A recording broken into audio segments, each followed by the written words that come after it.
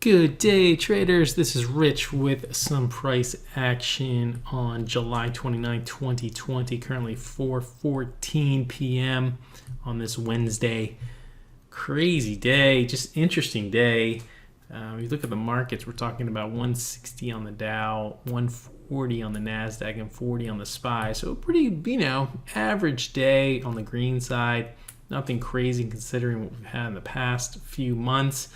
FOMC meeting was at 2 o'clock.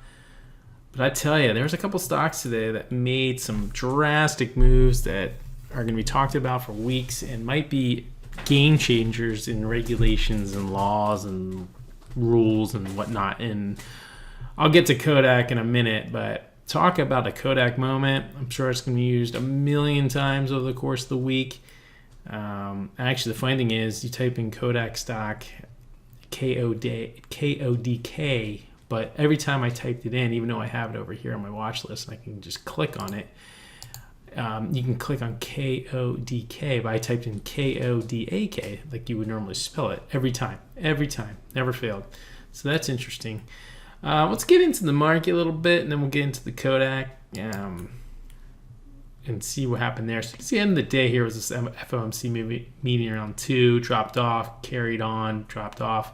To be expected. So we just had to get through today, this afternoon. The morning didn't really set up much, but I did take a few trades.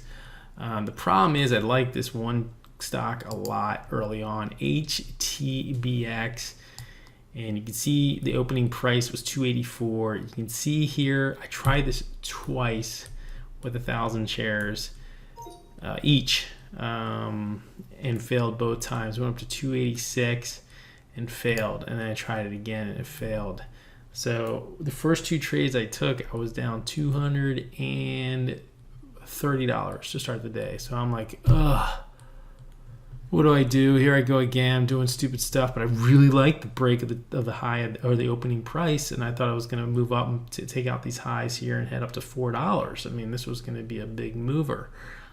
Turned out to be a slam dunk to the downside, and then kind of just flagged below at the 220s, and just miserable. So I'm not going to get into that too much. So anyway, I was also watching on the 6 stocks I watched on my other screen. I have 6 charts up.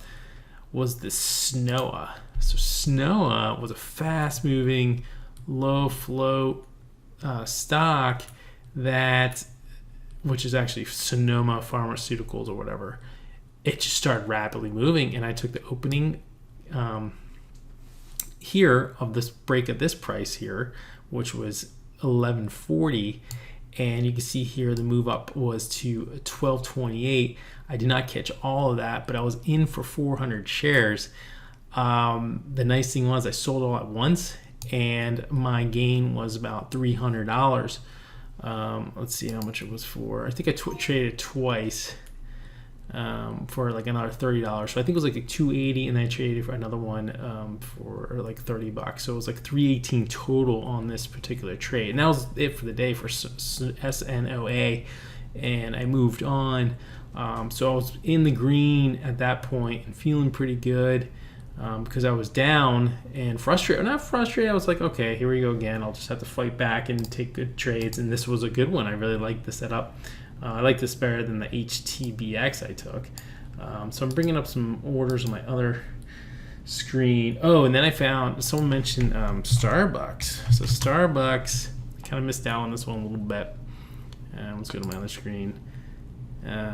Was the second move through 78. So here it came through 78, came back down, and I took the 78 break up. Just kind of meandered, didn't really get up too high, got to 78.49. I got some shares off pretty good. I got some at 24, but not great. I could have done a lot better on that one, but I only traded that one. I traded with 400 shares. Only cashed in about $50, but it was a 50 cent move at least. So I only got, not even half. I got like 25% of the total share size of that move. So that wasn't very good. But then the crazy stock of the day, we'll just get into that right now because I don't want to make this video too long, was Kodak. So Kodak, Eastman Kodak, right? Rochester company.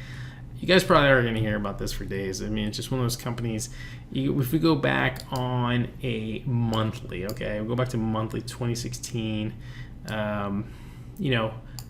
Back here, it doesn't go that far back because my historical data is probably not loaded yet. But it was in 2014 was at 35, so it hasn't been to this level since 2014, and it's been dying off for a super long time. But yesterday I got some announcements about oh shoot, sorry about that. Let's put that back. Getting funding for becoming a pharmaceutical company. I mean, who remembers bringing their film in and dropping it off at the drugstore and getting it back 4 days later with all your pictures, and like 99% of them are stuck together and they're terrible.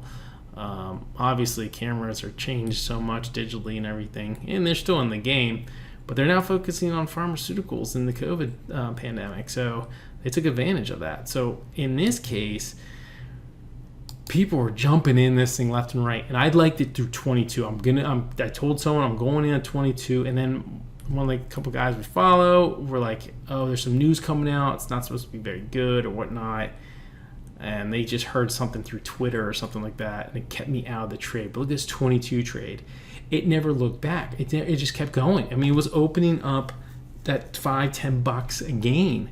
Now, obviously, if you caught the top, if you're the bag holder at a high of 60, we're talking a stock that was at $10 yesterday. $10. And it got up to $60. So it was up over 500, almost 600%, I think, at the tip. And if you had any shares, this made people a lot of money. Also, people got destroyed. The short sellers and anyone selling it or selling puts, I mean, you just got hammered. On the way down, you did pretty well because it came all the way back down to the 30s.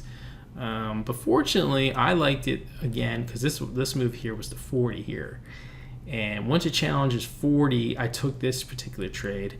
And I took it with 100 shares, and I did not take this whole move. And I kind of just scalped, I'd say 50 cents, 70 cents, and it ran up $5. Definitely a miss. And then and then I took the 45 break, thinking that was going to push it back up to 60. Well, not really 60, but get up to 50 for a few more cents. So total gain on that was $102. Should have been more, could have been more, and that's no big deal. Right now it's trading at 35, so we could see this stock at like 20 tomorrow, or we could see it at like 60 tomorrow. Who knows? My guess was it was going to close at 22 today at the end of the day, but it's not getting down there. It looks like it's going to hang on. The volume, 272 million in volume. I mean, back-to-back days of volume. I mentioned that yesterday in the video. It probably hasn't seen that kind of volume in decades. Well, guess what? Back-to-back days of volume and just monster volume. So the other trade, I kind of flew up on this one. It was a break of the 750 level on this KNDI, which had a lot of news, and this little bit of pullback here after I was in it.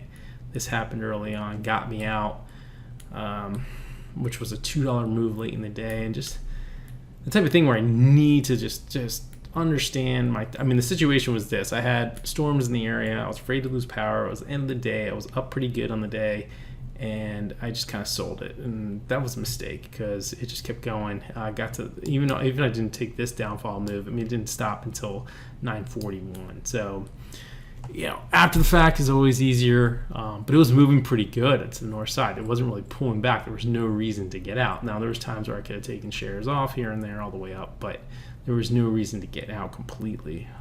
But again, that's what I've been working on for months now. And eventually, when I do get to that point where I'm holding things a little bit longer, I'm going to make more money, and that's the goal. So this pretty much sums up the trading day. I ended up with 270 on the green side, so I'll take that. I'm on pace for my goal for the week, which is really to trade smart. And other than that trade yesterday, which kind of worked against me pretty good, I'm pretty happy with today's finish. So you guys have a good night. I'll be back tomorrow. I have a mentoring session tomorrow, and that should be good. Hopefully we can find some setups in there, and I can work on holding a little bit longer and having a little bit, building that conviction and confidence in my trading. So have a good one, and we'll talk to you soon.